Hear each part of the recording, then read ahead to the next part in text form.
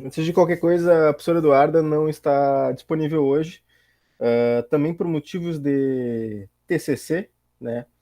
Então, na aula de hoje eu vou dar sozinho, né? Por isso talvez ela dure um pouco menos, né? Na aula que vem, quem sabe, entrando já no período de ditadura, a professora Eduarda participe. Ela disse que queria mostrar um material para vocês, ela estava preparando umas coisas bem legais. Daí na aula que vem ela vai estar aqui trazendo umas fontes para a gente dar uma olhadinha. Mas hoje, fale, Vinícius. Sora, eu só queria deixar registrado aqui que depois da nossa aula, no outro dia eu fiquei o dia todo vendo os vídeos do Leonel Brizola e até eu fiquei vendo tem uns caras que meio que imitam o que ele dizia, sabe? Não imitam, meio que imitam como foi, sabe? Não sei se tu Aham. entende. Sim, eu te Sério, eu fiquei entendo. muito viciado nesses vídeos. O Leonardo Brizola é um cara que se tu vê os vídeos, tu se diverte muito, assim. Sim, tipo, o Porque. cara meio que fumando nas entrevistas, uns negócios assim, né? Não, tipo, essa imagem aqui que eu mostrei pra vocês, que é uma das mais icônicas do movimento da realidade, ele com um cigarrinho na boca, uma metralhadora embaixo do braço, e andando ali com os caras atrás dele. O cara era brabo. Ainda com aquele bigodinho característico.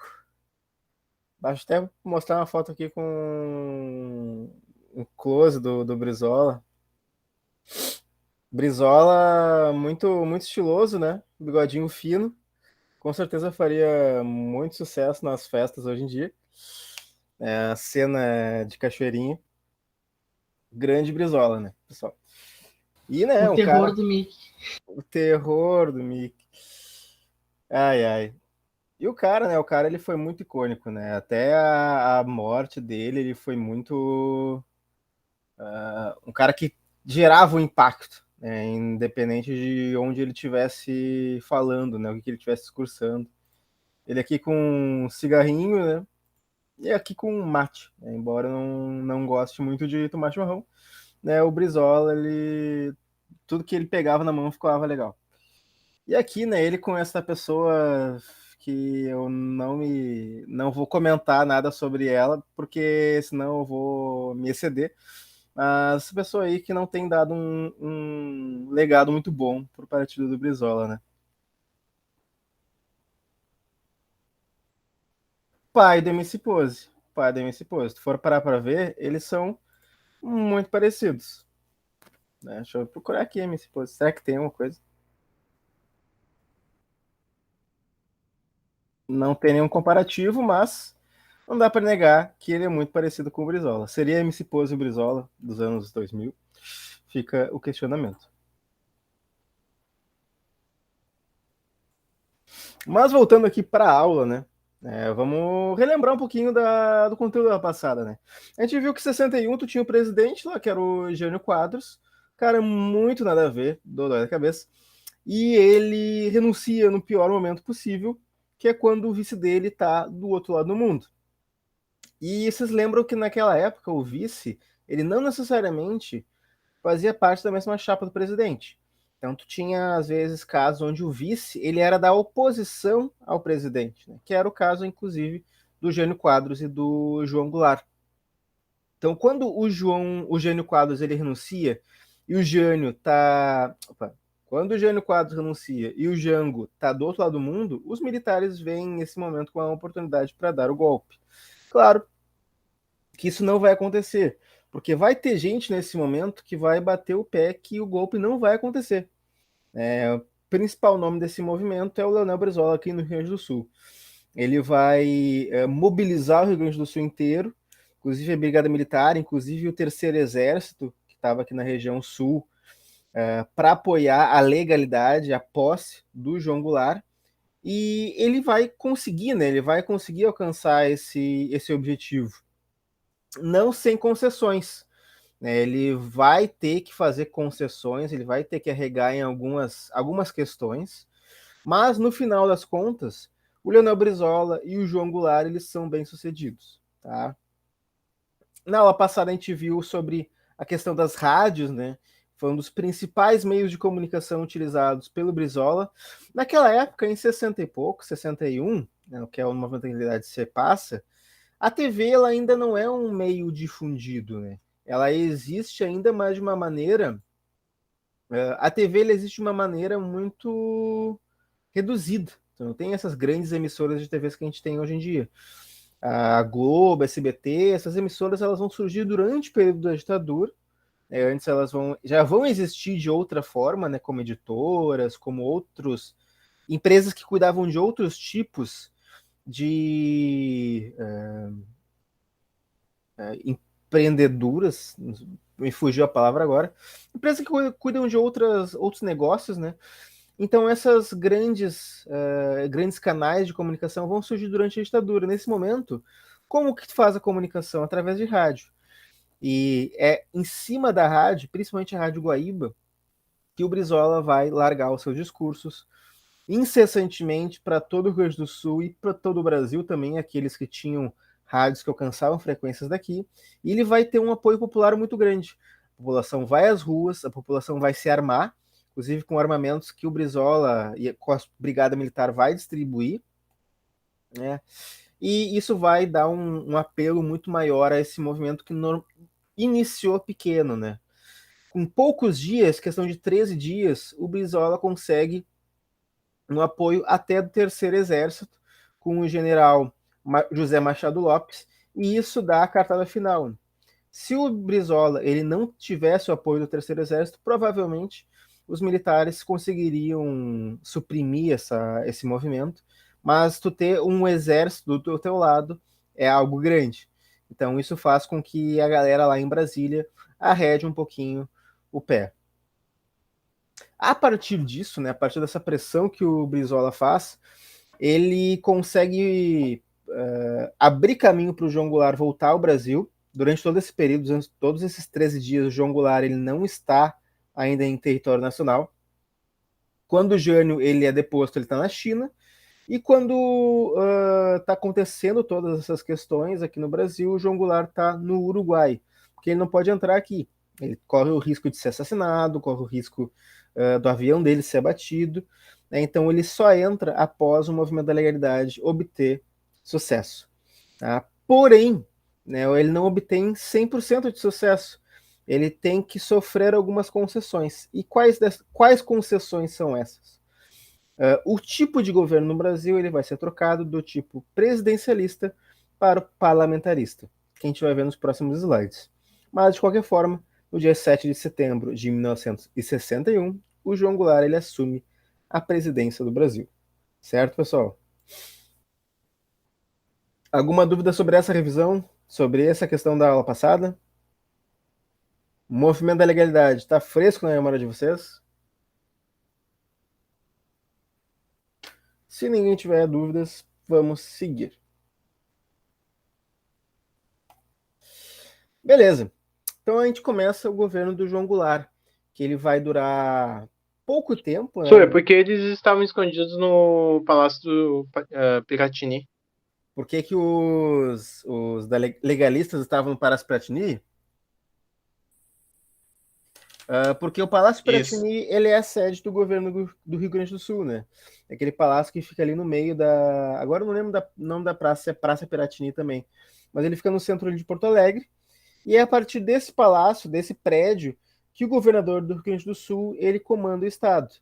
E esse palácio já é antigo, né? Ele já existia na época do Brizola. Então, quando o Brizola ele vai movimentar a população, vai discursar para a população, ele faz isso tudo a partir do gabinete dele, que é no Palácio Piratini, né? Então, da mesma maneira, onde tem lá o Congresso, onde tem o Palácio do Planalto, lá em Brasília, aqui em Porto Alegre a gente tem o Palácio Piratini, que é a sede do Executivo Estadual. Então, tudo se centralizou naquele prédio, né? Que, inclusive, né, tá bem perto da gente. Se vocês quiserem ir em Porto Alegre, bater perna lá, vocês conseguem passar na frente do prédio lá, do Palácio Piratini. Se não me engano, tem até exposições lá dentro. Vocês podem entrar, não sei agora como é que tá em questão de pandemia, mas existem exposições lá dentro, tem exposições históricas, inclusive, sobre a história do prédio, né? Que é um prédio antigo. Se eu não me engano, ele foi construído na década de 50. Palácio Piratini, deixa eu procurar aqui.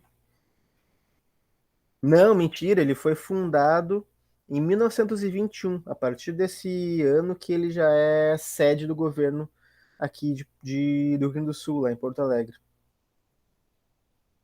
Então, se quiserem visitar lá, é bem interessante a visita, tá?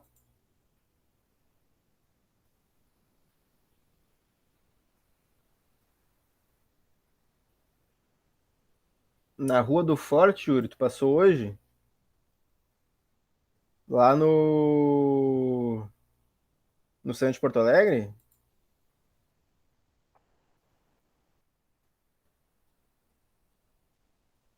Ou tu diz Avenida do Forte? Ah, Avenida do Forte, que cruza esse Brasil. Sim, sim. Bah, é uma avenida bem importante da cidade. Mas eu não conheço muito a história dela, isso eu confesso. Mas enfim, né, seguimos aqui governo João Goulart. Governo que vai ser curto, né, vai ser de 61 até 64, 3 aninhos.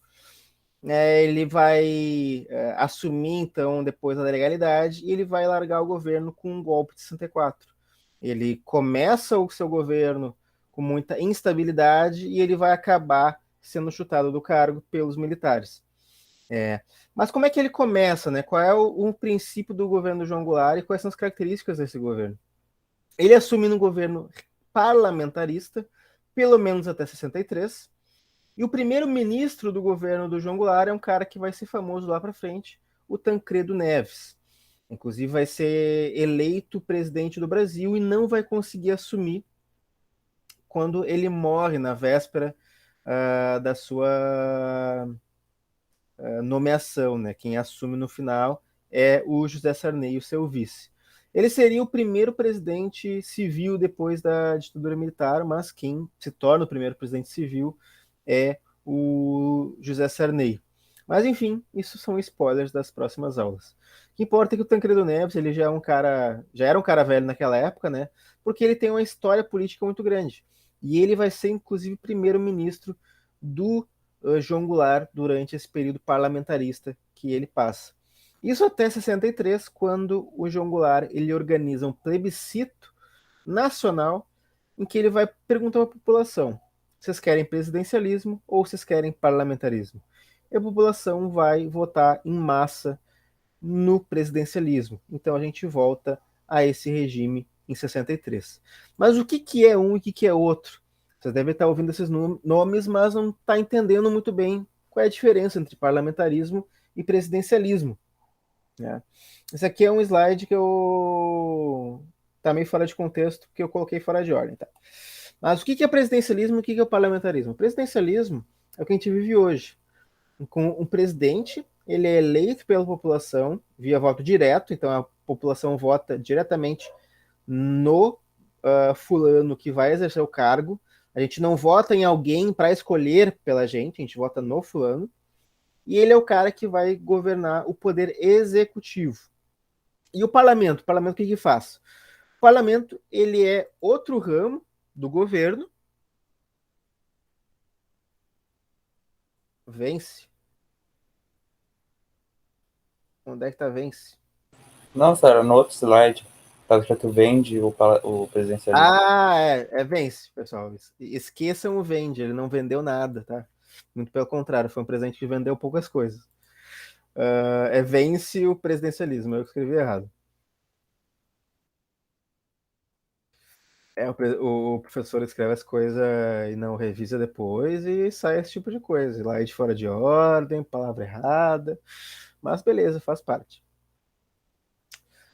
Mas enfim, no presidencialismo, qual é o papel do parlamento? O parlamento ele é outro ramo, né, o poder legislativo, eles fazem as leis, votam as leis, e a relação do parlamento com o poder executivo é uma relação de fiscalização.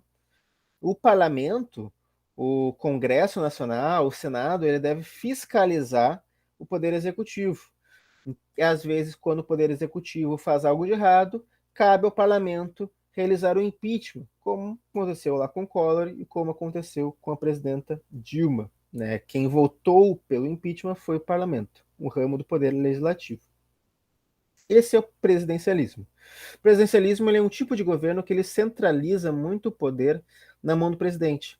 O presidente ele tem poderes muito maiores do que na alternativa, que é o parlamentarismo, que a gente vai ver agora.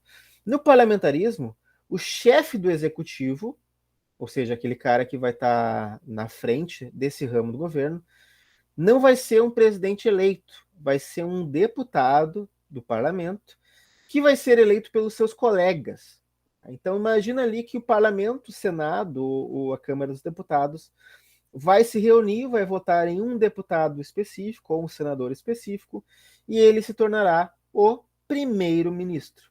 Ele vai ter esse cargo. E esse primeiro-ministro que vai chefiar o poder executivo.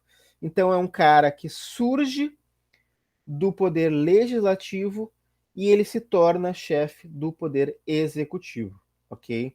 Logo, isso é uma eleição indireta, porque o povo não está votando no chefe do executivo, está votando no Congresso e eles que vão decidir por ti, ok? É importante dizer que o parlamentarismo ele não impede a existência de um presidente ou de um rei. Eles podem existir, mas eles vão estar com um papel muito mais simbólico do que real. Por exemplo, lá na Inglaterra, o chefe do executivo é a rainha. O primeiro-ministro é o Boris Johnson. Ele é um deputado que foi eleito pelos seus colegas deputados. Na prática, quem comanda o país é ele. Ela tem um papel muito mais simbólico do que real. Okay? Lá no Canadá, por exemplo, a gente tem um parlamentarismo também. O cara lá que comanda o Canadá, que agora eu esqueci o nome, o Justin Trudeau, ele é o primeiro-ministro do Canadá. Ele não é presidente. Ok? Então, são tipos de parlamentarismo que têm essas certas diferenças. O parlamentarismo ele não impede a existência de um presidente ou rei, mas não quer dizer que esse presidente ou rei ele seja necessário. O primeiro-ministro ele vai servir como chefe do executivo. E no caso do Brasil, como é que foi? Tu tinha lá o presidente, tu tinha o João Goulart, mas ele tinha um papel extremamente reduzido.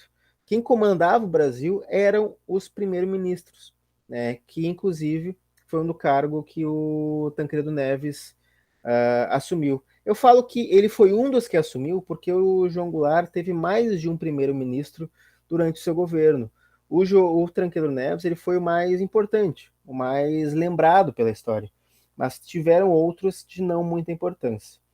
O João Goulart ele teve um papel extremamente reduzido, só que ele fez suas tramóias para que em 63 o povo pudesse escolher entre presidencialismo e parlamentarismo, e o povo escolheu o presidencialismo. Então, a partir de 63, o João Goulart volta a ter 100% dos poderes que o cargo do presidente permite a ele. Ele não vai ser meio presidente mais, agora ele vai ser um presidente total, como ele deveria ser. Ok, pessoal? Entendido? Essa questão de parlamentarismo tá claro para vocês?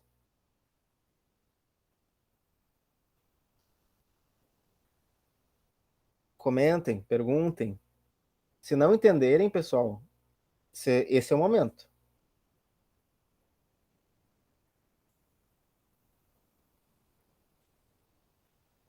Ô, senhor, Fale. é meio fora do assunto, mas é verdade que o Canadá ele ainda tipo, ele pertence à Inglaterra? Sim e não. Sim e não. Por que sim e não? Porque assim, tem uma coisa chamada Inglaterra, que é o país, né? E tem países que são governados pela rainha. Uma das coisas mais confusas para nossa cabeça quando a gente tenta entender a monarquia ou o império é que um rei, ele não necessariamente é um rei apenas de um reino, de um país. Um rei ele pode assumir como rei de diversos lugares. E a rainha da Inglaterra, como a Inglaterra ela tinha um império muito grande, né, que comandava diversos territórios, ela ainda assim é considerada rainha de diversos lugares.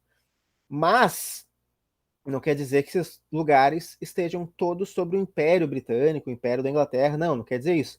Esses países, eles são independentes, mas eles ainda fazem parte da Commonwealth. Commonwealth é um nome que eles usam para países que ainda são governados pela monarquia inglesa, né? Então, o Canadá, ele é um país da Commonwealth. Tanto que se vocês forem pesquisar ali na Wikipédia, etc., vai estar como chefe do executivo a monarca Rainha Elizabeth II. Mas não quer dizer que eles tenham uma ligação direta com a Inglaterra. Eles estão dentro da Comunidade das Nações, ou Commonwealth, dependendo de como vocês podem falar, se é inglês, se é português. Às vezes aparece com essas duas denominações, né? Mas isso não quer dizer que elas estejam dentro do Reino Unido, sendo comandadas pelo país Reino Unido. O que isso quer dizer? Né, que o Boris Johnson, o cara que realmente manda lá no Reino Unido, ele não tem poder nenhum no Canadá, porque ele é o chefe de fato do Reino Unido. Né? Já a rainha, que é uma chefe simbólica, ela tem também a chefia simbólica de outros lugares, como o Canadá. Certo? Entendido, pessoal? Ó, a Rainha Elizabeth II, estou procurando aqui, ela é rainha de 4 países independentes: Reino Unido, Canadá, Austrália e Nova Zelândia. Tá? Inclusive, ela é rainha de diversos outros países menores que, por algum motivo que eu não vou saber explicar agora, eles são considerados de outra categoria, como Jamaica, Bahamas, Papua Nova Guiné, Barbados, todos esses países do continente. Como é que é a denominação dessa palavra?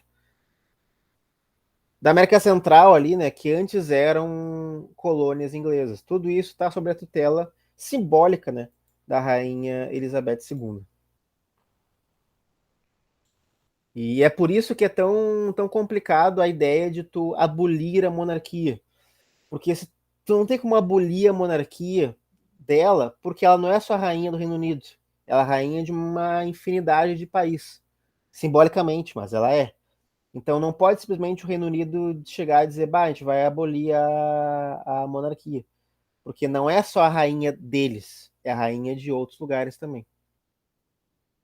O Yuri perguntou como é que faz para impeachment. E a Giovana perguntou se só tem um ministro no parlamentarismo. Primeira pergunta, como é que faz para impeachment? Existe um nome diferente no parlamentarismo, não é impeachment, é o voto de censura, que apesar de chamar voto de censura, não tem uma relação com censura. É a mesma coisa que o impeachment, só que no parlamentarismo. Os caras lá do Senado, eles se reúnem, decidem que o cara que é primeiro-ministro não serve mais para o cargo, e eles decidem lá votar para ver se o cara vai sair ou não. Vou esquecer o nome do cara.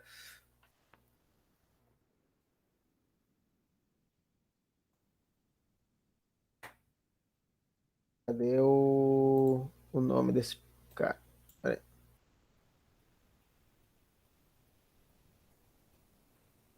Aqui.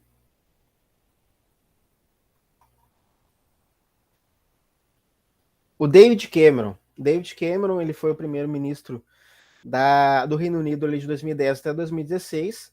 Ele deveria cumprir 2 mandatos, mas ele foi, entre aspas, impeachmentado, né? Ele perdeu. Como é que eu posso explicar? Ele perdeu apoio do governo, apoio ali dos deputados, apoio ali do povo também. Ele estava passando por uma crise política muito grande e ele foi chutado do poder. Quem sucedeu ele foi a Theresa May, né, que saiu em 2019 para dar lugar para o Boris Johnson, que é o cara que está como primeiro-ministro neste momento. Então existe sim um jeito de tu tirar, mas não é chamado de impeachment, é chamado de voto de censura, que na verdade é só um nome diferente. A Giovana perguntou se só tem um ministro no parlamentarismo, e não, existem todos os ministros que normalmente tu teria no presidencialismo. Ministro do Trabalho, Ministro da Cultura, Ministro da Educação. Os ministérios, eles vão continuar existindo. Então, ministros dessas áreas ainda vão estar ali. simplesmente é uma questão de nome mesmo, tu chamar o cara que vai chefiar o país de primeiro-ministro. É uma questão de nomenclatura. Então não quer dizer que existe só um, quer dizer que tipo, ele é o primeiro, aquele que está acima dos outros. Ele está chefiando, no caso, o departamento do país inteiro.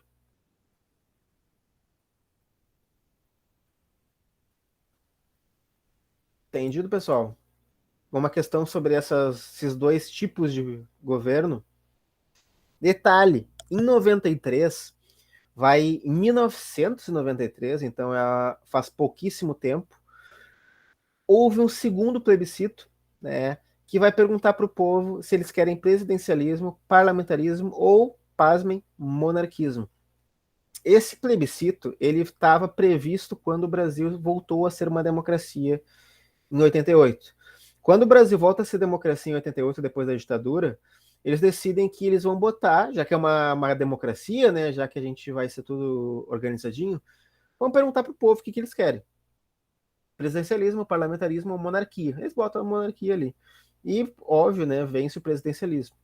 O parlamentarismo, acho que tem menos de 10% dos votos e a monarquia não tem, tipo, 3%, sei lá. Mas esse foi o último plebiscito nesse sentido, né, em que o povo perguntado qual o tipo de governo que eles vão escolher em 1993. E esse plebiscito se fala pouco, ele não é tão comentado nas aulas de história, porque apesar de ser algo meio bizarro, né, o governo perguntar para o povo o que eles querem, se eles querem monarquia, parlamentarismo, presidencialismo, foi um plebiscito que eles fizeram mais por que eles tinham que fazer mesmo, né? Já que a gente é uma democracia, vamos perguntar para o povo o que ele quer. Mas todo mundo já sabia desde o início que ia vencer o presidencialismo. Não se tinha uma perspectiva de que o parlamentarismo ou a monarquia, ainda pior, fosse vencer. Então eles fizeram esse plebiscito justamente para verificar, né? Porque tinha que fazer mesmo. Tá, já é 9h40. Vamos seguir. Gente, características do governo João Goulart.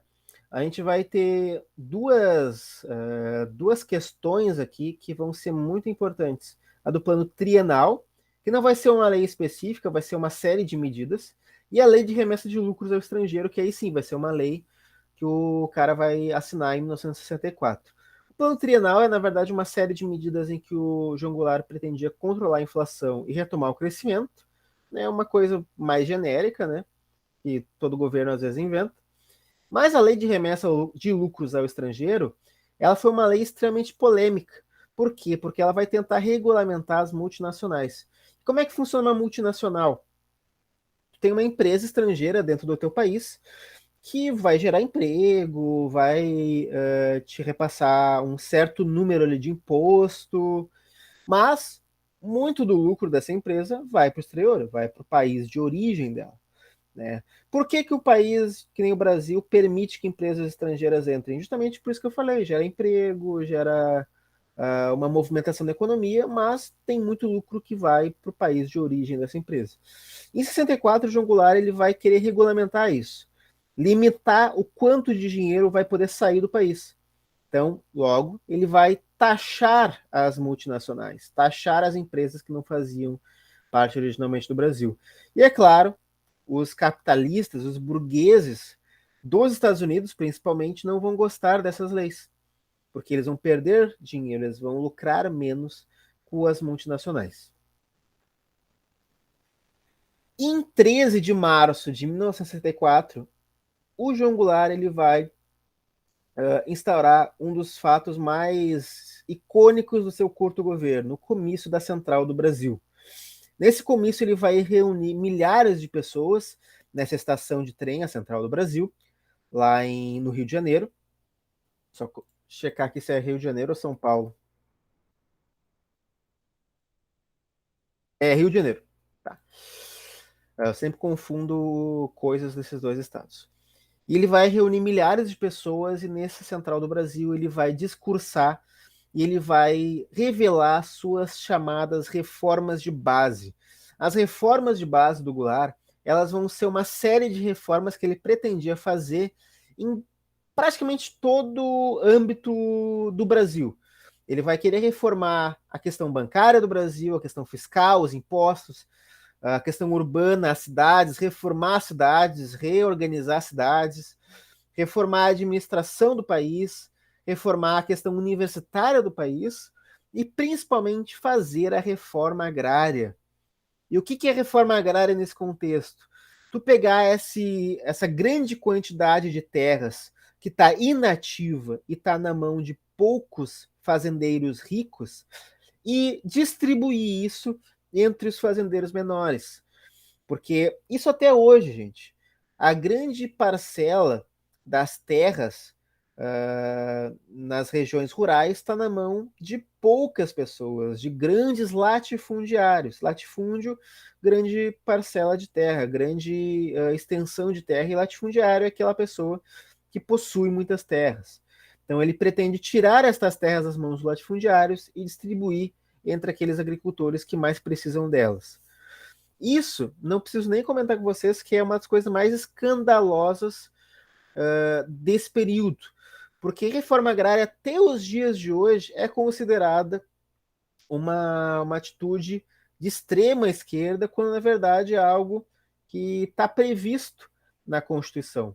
A Constituição diz lá que um terreno que não está sendo usado, um terreno que não está sendo tirado proveito dele, deve ser expropriado, deve ser posto para melhor uso. Isso está na Constituição de 64, estava na Constituição de 88 agora também.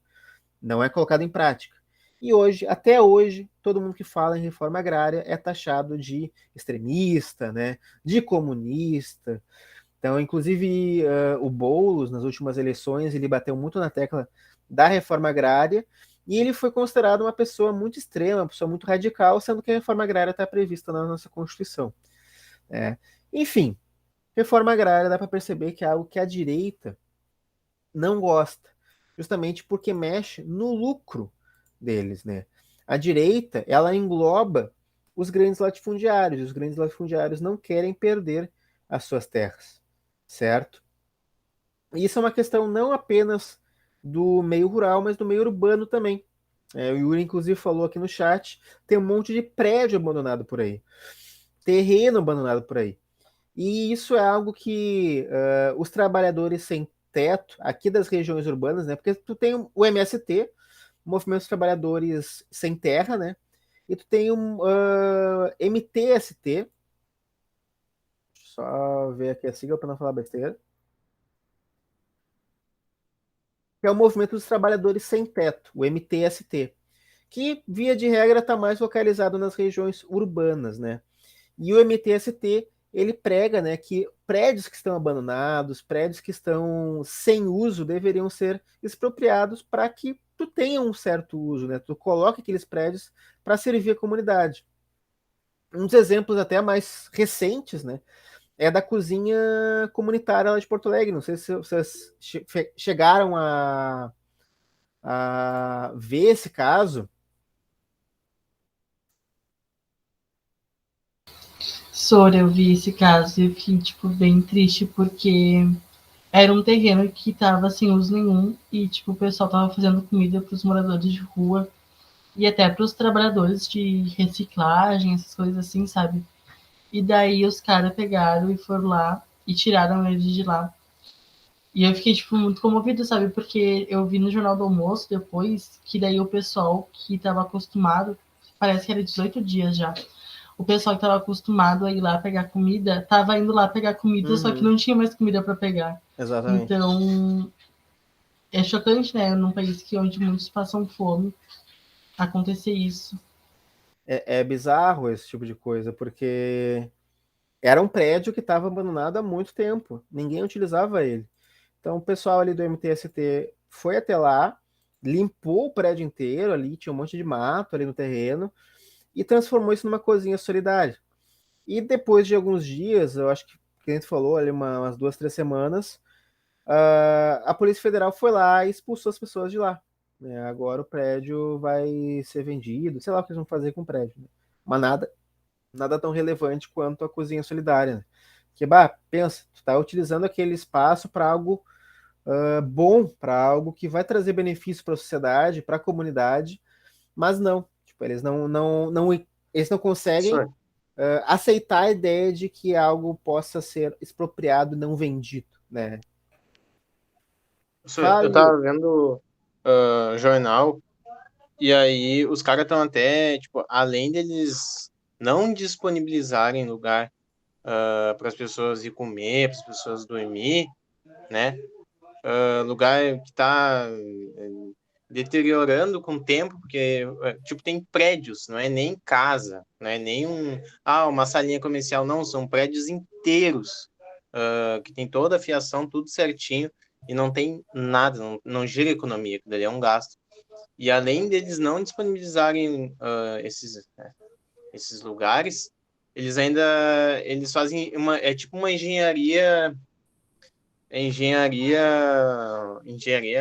alguma coisa, engenharia do mal, tipo, é um nome assim, tipo, ali embaixo ali dos viadutos tem até uns pedregulho que eles colocaram para o pessoal não dormir ali embaixo. Aí em São Paulo também teve essa daí, tinha um padre que tava quebrando, claro, ele não, devido à O idade não Júlio. conseguia quebrar, né, mas era mais um movimento simbólico que ele fazia. Mas ele que começou assim com essas causas. E O também Júlio ali em cima Lancelotti. do registro, que tem uma caixinha, eles colocam lança para as pessoas não sentar, para as pessoas, os moradores de rua não sentar ali. É algo muito triste. Vinícius, tu quer falar alguma coisa?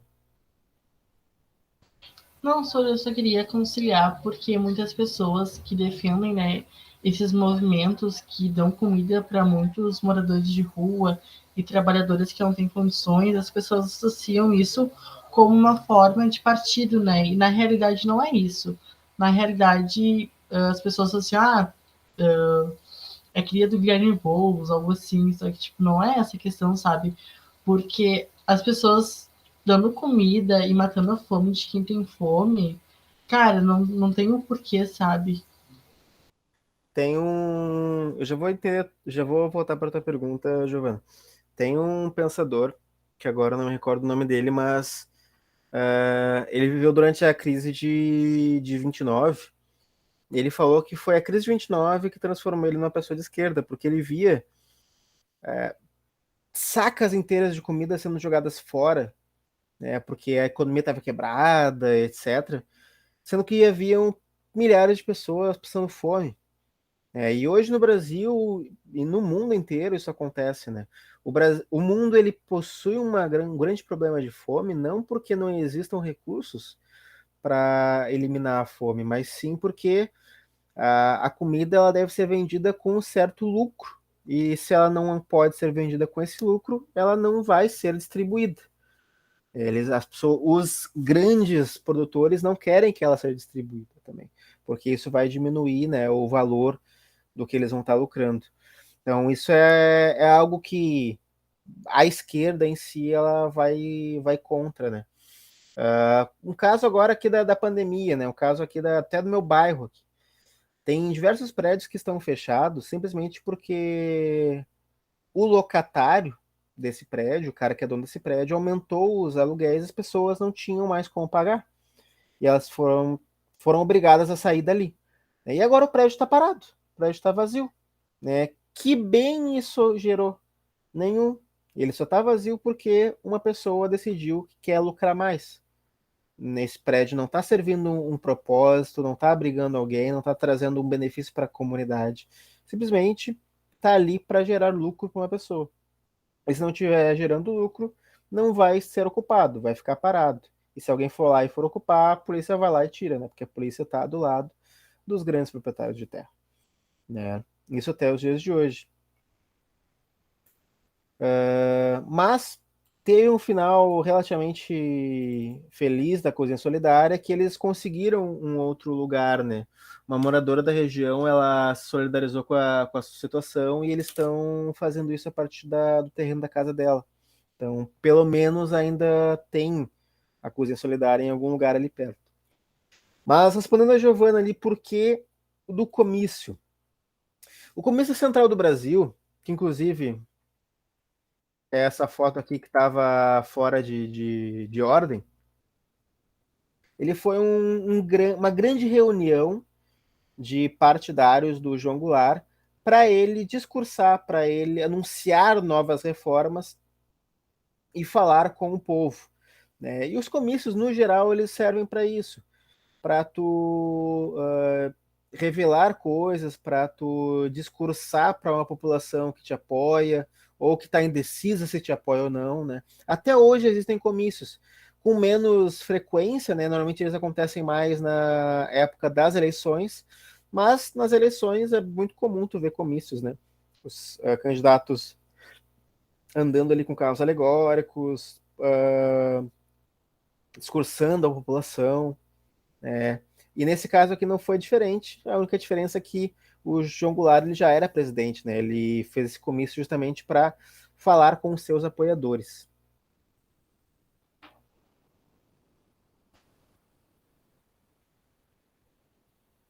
O Vinícius ali lançou algumas questões sobre a questão policial, né? E essa é uma questão bem complexa de se trabalhar em poucos minutos, mas em resumo, a polícia, quando ela surge lá nos anos 1800, ela não é uma criação antiga, tá? A polícia, como a gente conhece, ela surge nos anos 1800.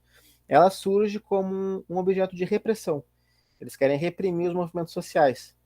Quando o presidente lá no início do século XX no Brasil fala que o movimento social é caso de polícia, é justamente porque a polícia ela vai ser criada no início de sua história para reprimir os movimentos sociais.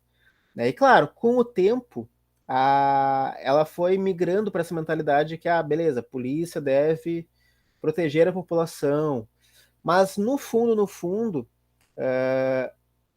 a corporação ela ainda entende que movimentos sociais são inimigos de alguma forma.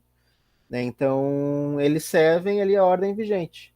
Eles podem achar que tá. Um policial ali que está desapropriando a coisa insolidária pode até ficar ali com uma certa dor no coração, mas ele vai se convencer no final do dia que ele fez o certo, que ele seguiu a ordem, que agora as coisas estão do jeito que deveriam ser.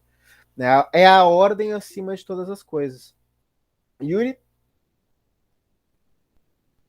E só fazendo um adendo nessa. Na verdade, o policial ele tem muita pouca autonomia, né? Ele não é quase nada, tipo, ele sempre vai a ordem, ele vai ter só uma ordem, não tem como ele contestar aquela ordem. A ordem é dada dos superiores e ponto final. Se ele foi ordenado que ele tem que ir lá prender uma pessoa, ele não vai chegar lá, talvez eu prenda, não, ele vai chegar e prender. Sim. Agora vai dele se ele vai fazer uma prisão, se ele vai agredir a pessoa, ou se ele vai prender a pessoa na boa, se ele vai abusar da autoridade, enfim, tem essas particularidades, mas a missão dele é uma coisa, e como ele trata aquilo, por exemplo, reprimir uma manifestação. Tem policiais que conseguem, né, conversam com os líderes, mas tem outros que não, já chega jogando gás de pimenta e tudo. Então tem essas questões também individuais. A polícia, no geral, ela é muito precarizada, né? Os policiais, eles têm um trabalho muito arriscado e um trabalho muito sem qualquer tipo de reparação, né? Inclusive, se fala muito que a esquerda apoia bandido, que apoia isso aqui, sendo que nomes grandes ali na esquerda, como a própria Marielle Franco, o Marcelo Freixo, eles estavam na frente, na linha de frente, tentando criar leis para que as famílias dos policiais que sofreram algum tipo de violência, né, que por algum motivo não estão mais no cargo, tivessem reparações. Porque o policial, quando ele se fode, o Estado tá cagando para ele. Né? Então, tem muitas famílias de policiais que estão destruídas até hoje, simplesmente porque o governo não dá o apoio necessário, não dá a instrumentação necessária, né? Mas no geral, a cultura policial ela é uma cultura de muito enfrentamento. Né? Se fala muito em enfrentar e não em conciliar. Alguns ali, como tu falou, até conseguem ali a conciliar, mas muito mais é ensinado o enfrentamento. Né? Isso é algo que tem que ser combatido para que a gente consiga ter uma sociedade mais justa. Mas enfim, seguindo, né, pessoal? Seguindo. Então, no dia no dia 13 de março, tem esse comício da Central do Brasil, em que basicamente o João Goulart vai chegar e vai contar para o Brasil inteiro os seus planos. Né? E aqueles que apoiavam o João Goulart vão gostar muito desses planos, porque são planos que vão gerar benefícios para a população. Mas a direita, as classes médias, classes altas, os militares, a UDN, lembra da UDN, aquele partido de extrema direita que já era oposição lá até do Getúlio Vargas, né? Todos esses caras, eles vão se organizar para tramar um golpe. Inclusive, no dia 19 de março, apenas 5 dias depois, 6 dias depois do começo da Central do Brasil, a gente vai ter a Marcha da Família com Deus pela Liberdade, onde a Igreja Católica organiza protestos por todo o Brasil, em que vão se reunir em torno de 500 mil pessoas protestando contra o governo do João Goulart, com faixas aqui muito atuais, né, de o Brasil não será uma nova Cuba. Hoje é muito surreal tu ouvir uma coisa dessas, né, porque não faz sentido algum. Naquela época, ainda é algo surreal que não faria muito sentido, mas fazia um pouco mais de sentido porque em 59, 5 anos antes, Cuba sofre uma revolução socialista nas mãos do Fidel Castro e do Che Guevara e se torna um governo socialista. Então, a perspectiva de um país sofrer uma revolução e se tornar socialista, ela está aí. Há essa possibilidade na questão mundial. No Brasil, há essa possibilidade? Não. Apesar do que algumas pessoas podem falar hoje, do que os militares podem falar hoje, o Brasil não tinha uma chance de se tornar comunista. O João Goulart, ele não era um cara comunista. Ele poderia ser considerado ali de centro-esquerda, um cara, se tu for exagerar muito, de esquerda, né? Mas comunista ele nunca foi. Lembra daquilo que a gente falou sobre populismo. Populista é aquele cara que consegue conciliar as classes mais baixas com as classes mais altas. É aquele cara que consegue dar coisas para as classes mais baixas, ao mesmo tempo que ele não incomoda as classes mais altas. Esse é o populista. O João Goulart, claro, né, ele incomodou as classes mais altas, mas ele não foi nem um pouco radical, se for considerar outros países, né?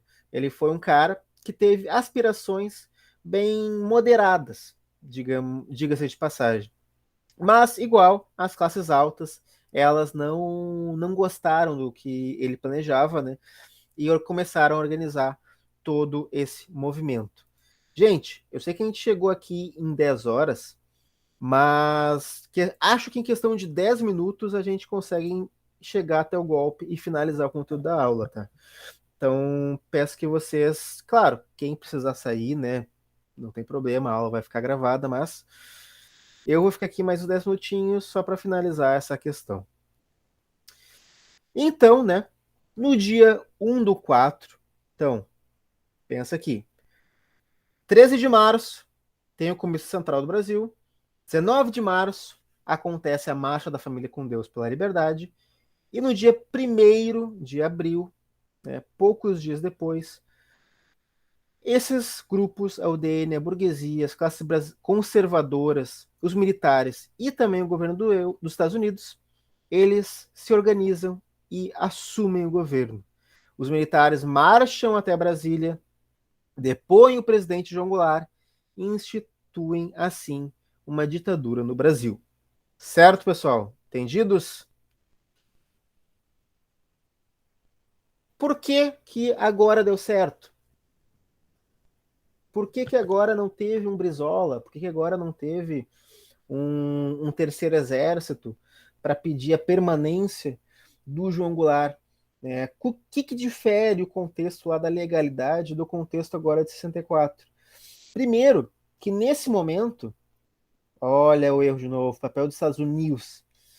Mas enfim, nesse momento, o João Goulart ele vai ter menos aliados políticos do que ele tinha em 61.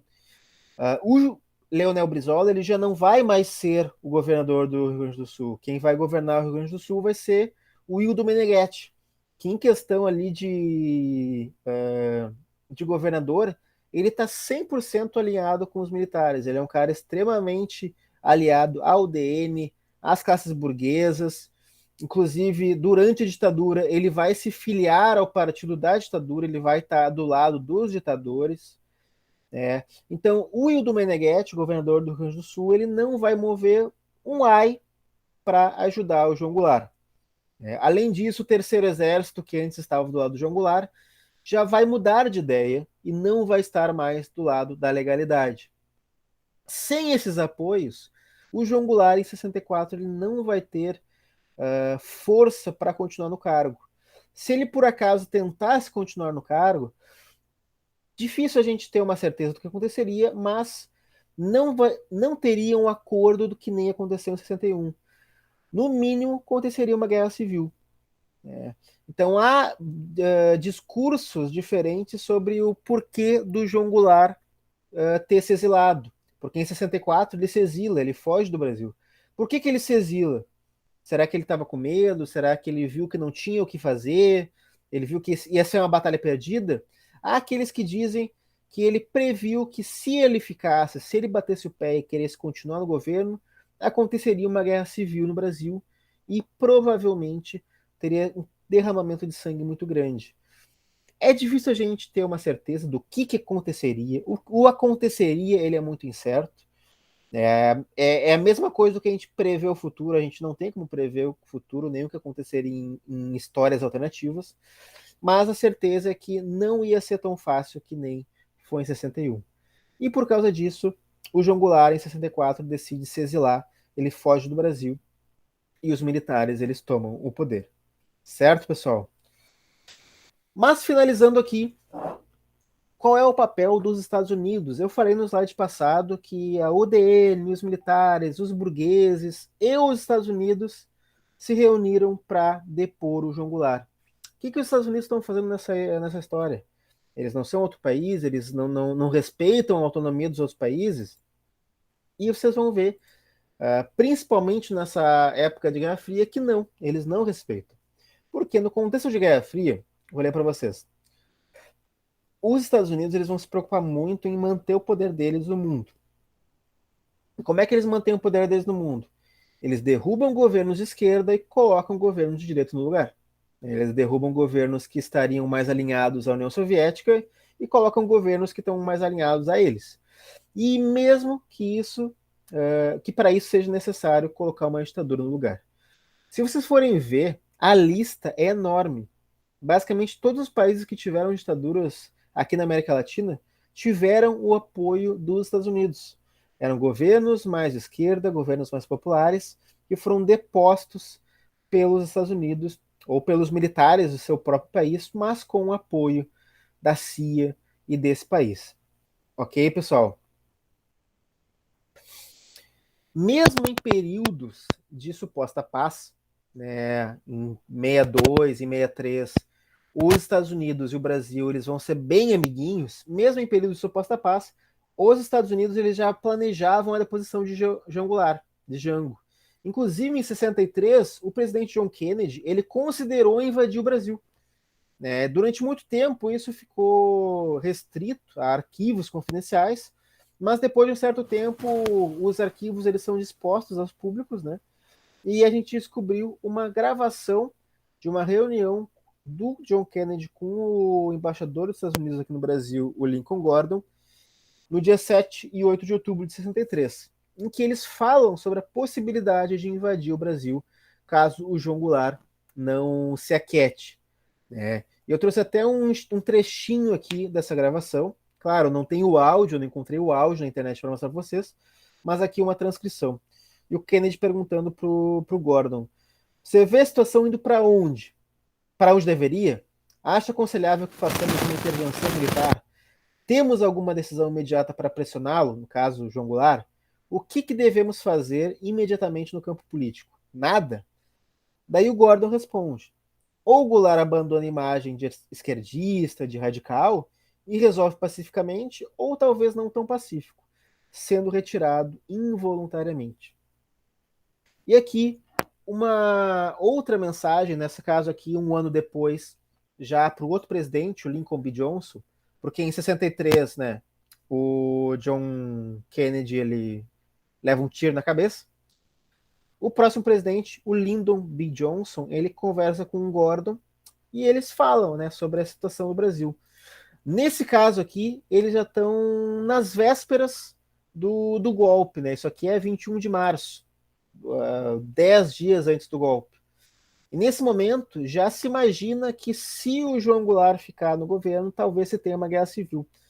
E o Gordon ele vai falar, para minimizar a possibilidade de uma guerra civil prolongada no Brasil e garantir um apoio de um grande número de adeptos, seria crucial a nossa capacidade de demonstrar apoio e uma certa exibição de força com grande rapidez. Para esse fim, e de acordo com as conversas em Washington, uma possibilidade parece ser o rápido envio de uma força-tarefa naval para manobras no Atlântico Sul, trazendo a uma distância de 2 dias de Santos. Então, primeiro ali a gente vê o Kennedy tendo a ideia de intervir militarmente no Brasil, né, de invadir o Brasil, e aqui com seu sucessor, o Lyndon B. Johnson, o Gordon, ele diz que, olha, se a coisa engrossar no Brasil, vamos ter que enviar a Marinha para lá e, quem sabe, invadir o país. Vamos esperar que não engrosse, mas se engrossar, a gente tem que estar preparado. Então, os Estados Unidos ele estava assim preparado para invadir o país, estava preparado para tomar medidas militares em relação ao governo do João Goulart, mas eles não precisaram, né? Ao contrário de atos em outros países, né? Como o próprio Chile. No Chile, os Estados Unidos ele vai intervir diretamente. O Chile vai ser bombardeado pelos Estados Unidos, milhares de pessoas vão morrer, porque os Estados Unidos vai se envolver na tomada de poder do Chile. Você deve ter visto agora no dia 11 de setembro post sobre o Salvador Allende, que era o governador, desculpa, que era o presidente do Chile e foi assassinado pelos estadunidenses. Ao contrário do Chile, no Brasil, o governo dos Estados Unidos não precisou intervir mais do que eles já tinham intervido. As próprias Forças Armadas do Brasil elas tomaram a iniciativa e deram o golpe ali em 1º de abril de 64. Mas, claro, eles tiveram ajuda financeira, tiveram ajuda logística, e quando eu falo em ajuda logística é aconselhamento, né, de como dar o golpe, como tomar o poder. Certo, pessoal? E aí, na próxima aula, a gente entra na ditadura militar. E eu só queria terminar aqui com esse slide explicando os aspectos dessa ditadura, né? O pessoal chama de ditadura militar de 64, mas nós aqui que estudamos mais o assunto, nós pesquisadores, a gente tem um nomezinho um pouquinho mais comprido, né? Alguns chamam de ditadura civil-militar, outros chamam até de ditadura civil jurídico-militar, que não é um nome muito bonito, né? É um nome grande, mas é algo que descreve um pouco melhor a ditadura militar. Por quê? Civil, porque não foi simplesmente os militares, ela foi influenciada pelas forças conservadoras da sociedade civil, os burgueses, os empresários, os donos de terra. Jurídica, porque os membros do legislativo eles apoiaram a ditadura, apoiaram o golpe. Então o Congresso ele vai apoiar o golpe, o STF vai apoiar o golpe. Eles apoiam esse movimento. Então por isso que seria jurídica e militar, obviamente, porque ela vai ser chefiada pelas Forças Armadas, ok? Pequeno spoiler da aula que vem, né, pessoal? Mas na aula que vem a gente elabora um pouco mais esses aspectos da ditadura. E quem sabe a gente acaba a ditadura em uma aula só. Que é um período denso, são 21 anos. É para ser algo curto, até na mente dos militares, eles imaginam que vai ser algo curto, mas acaba durando 21 anos até o próximo presidente civil, né? Olha, Vinícius, se eu tivesse ela pronta, a gente faria. E se eu não tivesse também com sono, a gente também faria. Mas deixamos para a aula que vem. Na aula que vem, com sorte, a professora Eduarda vai estar com a gente. Né? Ela quer trazer algumas passagens, algumas citações para vocês. Ela estava preparando um material legal. né? Infelizmente ela não pôde participar na aula de hoje, mas na aula que vem ela vai estar, e a aula de ditadura vai ser não divertida, né? Porque é meio estranho a gente falar que uma aula sobre ditadura é divertida, mas vai ser muito interessante. Tá? Isso eu posso prometer para vocês. Certo? Alguma questão, pessoal, sobre a aula que a gente teve hoje, sobre o governo João Goulart, sobre o golpe de 64? Falem agora ou calem-se para sempre. Sobre a questão de atividade, você vai botar no Classroom pra gente praticar alguma coisa? Sim, eu vou ver ali de postar alguns exercícios. Eu sempre falo que eu vou postar, só que eventualmente eu não posto, mas eu vou ver essa semana de postar alguma coisa para vocês, algum material complementar. Todas as aulas, tirando a aula passada, já estão postadas. Eu quero ver se eu posto nesse final de semana a aula passada e esta aula que vocês estão tendo agora, para que tudo esteja atualizado ali no Classroom, tá?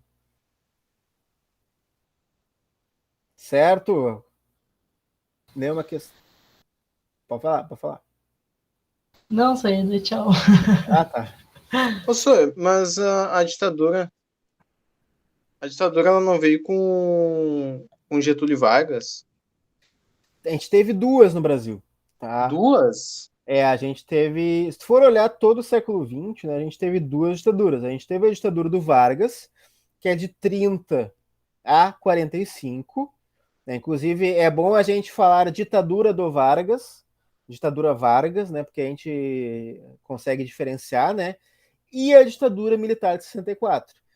Por isso que a gente sempre coloca o 64 no nome, porque daí tu associa já que é a ditadura mais recente, né?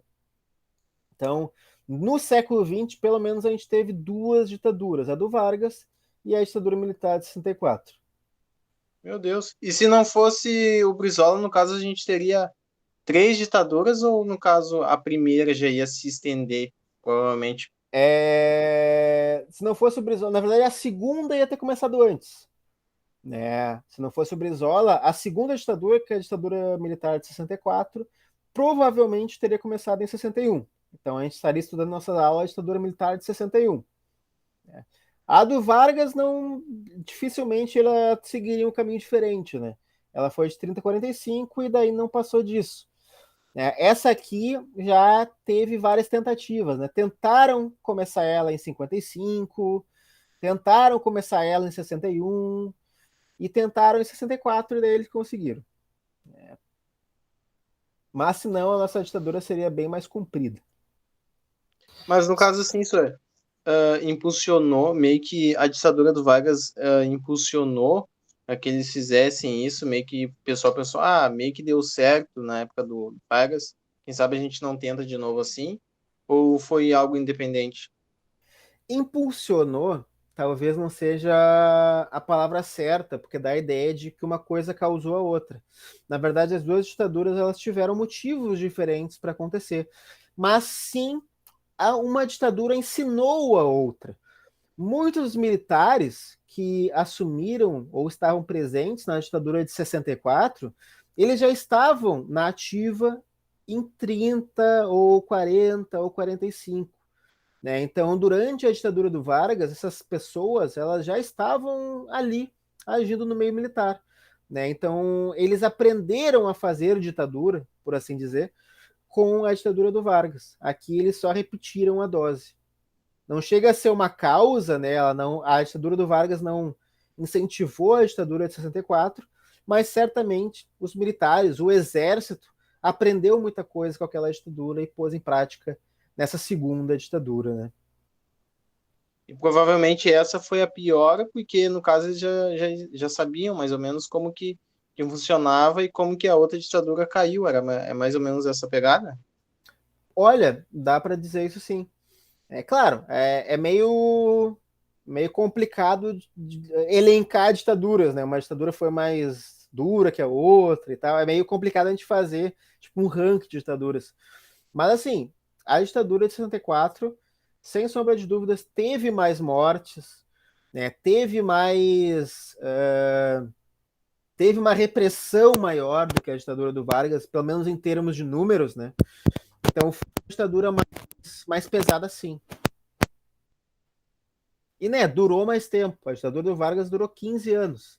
E teve períodos ali no meio onde tu teve uma democracia, né? De 34 a 37 tu teve democracia, ou dá para dizer que teve uma quase democracia.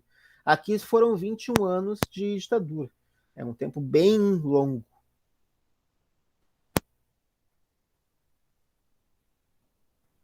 Certo?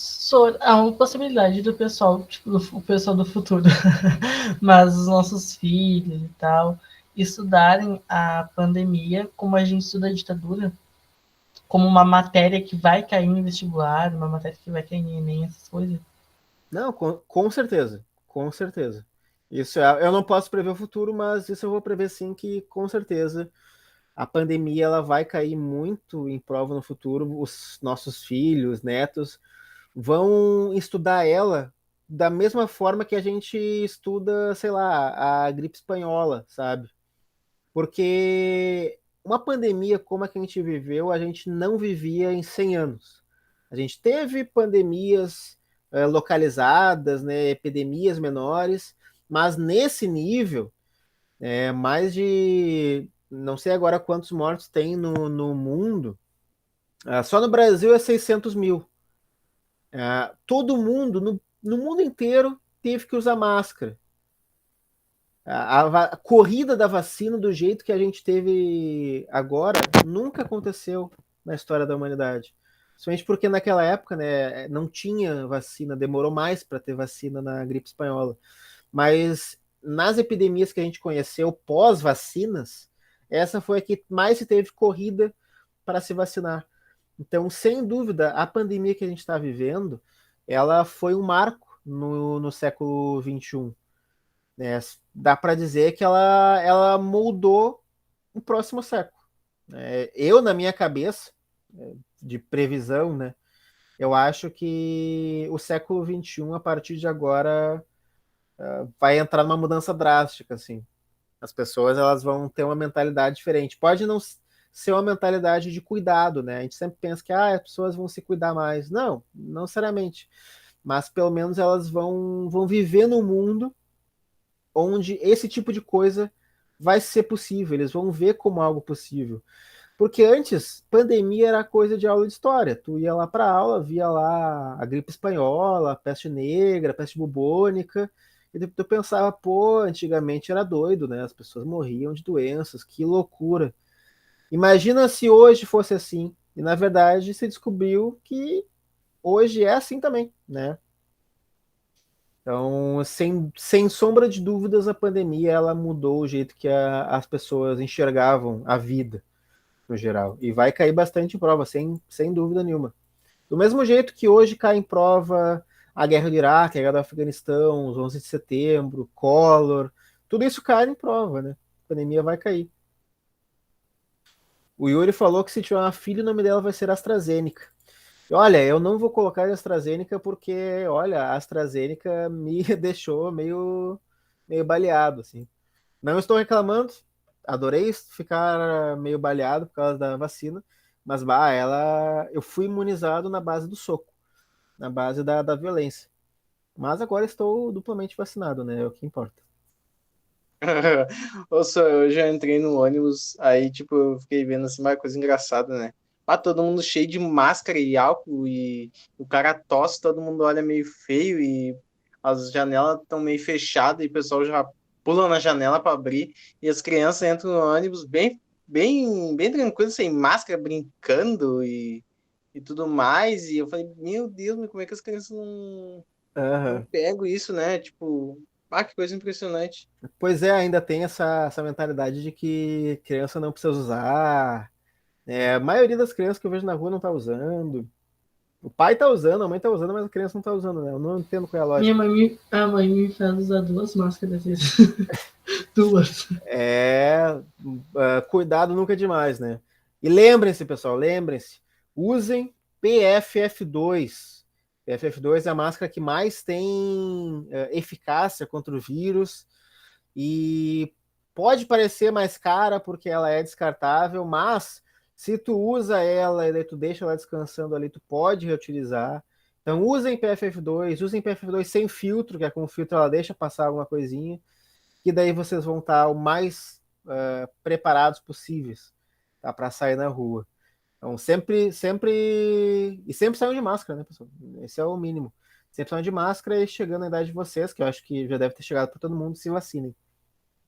Sor, tu já percebeu que até nisso, até nas máscaras, tem divisão, tipo, por classe. Tem umas máscaras, vamos supor, da Lupo e das outras marcas que estão custando R$ 89 uma máscara, R$ 69 uma máscara. Eu fiquei tipo, meu Deus, até nisso tá acontecendo isso. Fiquei muito apavorada, sabe? Eu fui na São João esses dias comprar uns shampoos lá que estavam na promoção. E daí eu fui ver as máscaras, estavam 89. Fiquei, meu Deus. É meio cômico como a sociedade ela se adapta às coisas, porque pensa, a máscara ela chega como um negócio emergencial, né? A gente precisa usar máscara para se proteger, é um negócio de vida ou morte mesmo. E daí tem aquela galera que não quer usar máscara, que acha que é exagero. Mas hoje a máscara virou quase parte do vestuário, né? Tem máscara de logotipo de empresa, os atendentes usam máscara com o logo da empresa, máscara com desenho, tem um monte de coisa mais estilizado do que prático, né? Não tem mais uma máscara para ser útil, tem uma máscara para ser bonito, às vezes. Não digo que não seja bonito, né? Teve uma época que eu usava máscara de estampa por cima da PFF2, porque eu achava que ia ser legal. Hoje eu acho muita mão, porque muita. Faz a vida. Não, e a PFF2 ela é muito boa para vedar, mas se tu coloca uma máscara, ela deve ser usada sozinha. Porque se tu coloca uma máscara em cima dela, tu fica meio sem ar mesmo, né? Então é bom usar PFF2. Só a PFF2 já tá suficiente. Senão fica meio ofegante. A Renato falou que tinha gente vendendo máscara no metrô. E, pois é, a quantidade de pessoal que começou a confeccionar máscara é absurda. O pessoal fazia com a estampa que tu quisesse. Vendia no camelô lá. Era muito Gerando emprego, talvez, também, né, senhor? Porque legal. muita gente que não tinha nada pra fazer fez máscara e ganhou dinheiro. Real, real. Muita gente do artesanato, né? Fazendo máscara. Aqui no bairro tinha um monte. Combinando a Virou roupa com a quase, máscara. virou quase cerveja 3x10. As máscaras. Tinha Ai, que viagem. o. Bah, cara, eu vou te dizer que eu acho que eu já vi coisa do tipo. Tipo, tantas máscaras por tal valor, mais uma máscara por tal valor, sabe? Umas promoção assim. Mas no futuro, eu não me vejo, pelo menos, né, abandonando a máscara tão logo. Máscara, álcool em gel é algo que eu, apesar de estar duplamente vacinado, eu não vou largar tão cedo. Virou parte da cultura agora, eu acho. Tu se proteger, tu ficar meio espiado. Porque. E hoje até a gente fica meio chocado, né? Como é que a gente não usava máscara antes? Tem tanta coisa contagiosa, tem tanta coisa perigosa no ar, por que a gente não usava antes, né? Mas isso é algo que eu acho que as pessoas vão utilizar mais. O Yuri falou que faz 2 anos que não fica gripado. E isso é muito real, porque sempre se associou a questão da gripe à troca de temperatura, mas isso envolve também o convívio com outras pessoas que estão gripadas, em ambiente fechado, porque o ambiente está frio, né? Daí tu fecha a janela tudo, respira o mesmo ar. Tu fica utilizando máscara, tu tem um grau de proteção muito maior. Eu lembro agora de uma notícia que eu vi de que a redução da gripe normal foi absurda nesses últimos 2 anos. Porque as pessoas usando a máscara, elas se preveniram muito mais. Então, na minha cabeça, pelo menos na minha vivência, eu vou continuar usando máscara durante muito tempo. Dificilmente eu vou para um ambiente muito, muito cheio sem máscara no futuro próximo. Assim. Mas, enfim, tudo isso foi para dizer que sim, é bem provável que caia nas próximas décadas. Isso. E certamente vocês vão chegar em um ponto da vida de vocês que algum filho, neto, sobrinho vai perguntar para vocês sobre a pandemia. Vai chegar e falar: ô vô, eu tenho um trabalho de escola sobre a pandemia, me conta aí como é que foi. Isso é bem provável que aconteça, porque isso vai ficar no imaginário popular, e eu tenho certeza que eles vão achar muito bizarro tudo isso. Ou eles vão achar bizarro a pandemia, né? Ou se essa questão da máscara se normalizar, eles vão achar bizarro que antes a gente não usava máscara. Existe essa possibilidade também. Porque nem hoje a gente se choca que as pessoas fumavam em avião na década de 70. Pra gente é meio bizarro, mas pra eles era normal. Vão achar bizarro o posicionamento do governo sobre a pandemia. Uhum. Se hoje algumas pessoas já acham, né? A gente acha, imagina lá. Tomara que eles Soro, achem, né? imagina, cara, tipo, vamos ter que dizer, teve gente que não queria se vacinar. Como Sim. assim? Se hoje a gente acha muito cômico, né, isso? É muito bizarro. Não, Soro. e é engraçado que a gente estudava lá, a revolta da vacina, e todo mundo ficava tipo, nossa, mas como assim eles não queriam se vacinar? E todo mundo achava muito bizarro. E aconteceu de novo, né? Aconteceu de novo. Claro, a gente viu na aula de revolta da vacina que são casos bem diferentes. Então, a revolta da vacina é até justificado. A nossa não é nem um pouco justificada, né? Porque aqui a gente já tem informação suficiente para saber o que é real. Tu ia falar uma coisa, Vinícius? Te interrompi, desculpa. Não, Soro, eu só ia dar tchau que eu vou sair da aula pra me Tá. jantar, tomar banho e amanhã eu vou trabalhar. Abraço, É, Soro, abraço, gente. abraço, E tá Vinícius. muito calor. Tu tá Tá calor também, Soro? horrível. Bah, eu tô suando aqui. Sim, eu Quase que também. eu Nossa, liguei o ar aqui pra dar aula pra vocês. nossa, eu fui inventar de tomar um cafezinho preto, meu Deus do céu. Ah, Quase começa a morri de calor. derreter. Cafezinho é bom, mas no verão tem que ligar o ar pra tomar café. Tem que tomar o café frio. Sim, nossa, é muito calor. E eu amo inverno, né? Eu amo se tapar e ficar com frio.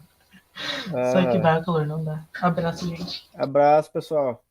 Até aula que vem com ditadura, tá? Uma aula muito interessante. Não faltem, porque é um assunto que cai bastante em prova. Tchau, pessoal. Tchau, Giovana. Tchau, Renata. Falou. Tchau, Renan.